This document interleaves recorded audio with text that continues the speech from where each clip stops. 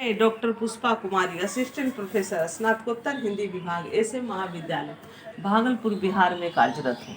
आज मैं अपने विद्यार्थियों को जो स्नातकोत्तर हिंदी विषय के द्वितीय सेमेस्टर के विद्यार्थी हैं उनको उनके पाठ्यक्रम में सप्तम पत्र में आए संस्कृत साहित्य के इतिहास के अंतर्गत संस्कृत महाकाव्य में कालिदास कृत रघुवंश पर प्रकाश डालूंगी। अर्थात आज की विषय वस्तु का शीर्षक है कालिदास कृत रघुवंश महाकाव्य। कालिदास के काव्यों में ही नहीं अपितु संस्कृत साहित्य में वागर्थ संपृक्त रघुवंश एक उत्कृष्ट महाकाव्य के रूप में बहुमान्य है। कुछ विद्वान इसे ही कालिदास की अंतिम तथा सर्वश्रेष्ठ कृति मानते हैं। इसके 19 सर्गों में दिलीप से लेकर अग्निवर्ण तक रघुकुल के 29 राजाओं का वर्णन है।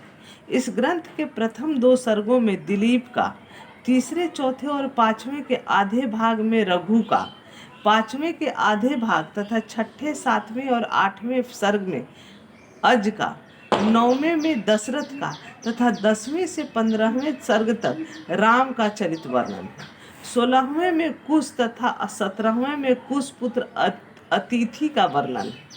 18वें में निषद तथा काल तथा नए आदि 21 राजाओं के वर्णन के बाद 19वां सर्ग अतिशय विलासी राजा अग्निवर्ण के दुखद अवसान के साथ समाप्त होता है। रघुवंश की रचना में महाकवि ने अपनी सर्वतिशायी प्रतिभा का सर्वोत्तम उपयोग किया। उनकी अन्य कृतियां श्रृंगार रसपूर्ण हैं, जबकि रघुवंश में प्रायः सभी मुख्य रसों का मनोरम परिपाक देखा जाता है। रघु, अज और राम के युद्ध वर्णन में वीर रस, अज विलाप में करुण रस, वशिष्ठ और वाल्मीकि के आश्रम में शांत रस तथा अग्निवर्ण के विलास वैभव में श्रृंगार का प्राधान्य दर्शनीय है। रघुवंश के नरपतियों की वीरता, धीरता, यज्ञ निरंतरता एवं दानशीलता का यशोगाथा देवलोक में भी गाई जाती थी। कालिदास के काव्यों में भाव पक्ष एवं कला पक्ष दोनों का मणिकांचन योग विलक्षण है। दिलीप द्वारा नंदिनी की सेवा, सिंह दिलीप संवाद, रघु दिग्विजय, इंदुमती स्वयंवर, राम एवं सीता की विमान यात्रा, निर्वासित सीता द्वारा राम के प्रति प्रेषित संदेश, कुश द्वारा परित्यक्ता अयोध्या का कुश के स्वप्न में विलाप आदि प्रमुख घटनाओं के वर्णन में कवि की भाव व्यंजना एवं कला कमनीयता किसी भी सहृदय को मुग्ध बना देती है। कालिदास ने अपने काव्यों में विभिन्न क्षेत्रों के अस्पृष्ट अप्रस्तुतों का सटीक सन्निवेश किया है।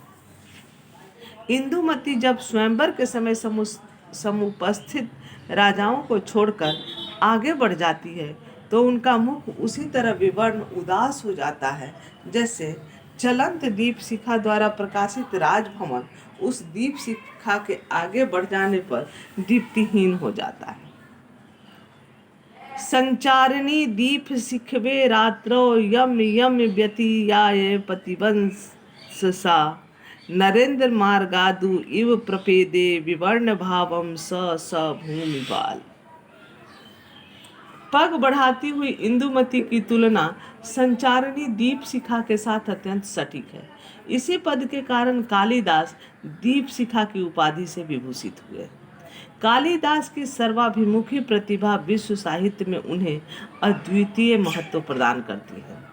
संसार में शायद ही कोई ऐसा महान कवि है जो श्रव्य काव्य, खंड काव्य, गीति काव्य, महाकाव्य तथा दृश्य काव्य, नाटक की रचना में समान रूप से निपुण एवं ख्यातनामा हो। उनकी रचनाओं की उत्कृष्टता और लोकप्रियता का प्रधान कारण है उनकी विलक्षण वर्णन शैली। अपनी इसी विलक्षणता के कारण वे नीरस और बहुप्रसिद्ध कथानक को भी अत्यंत रुचिकर और मनोमुग्धकारी बना देते हैं। धन्यवाद।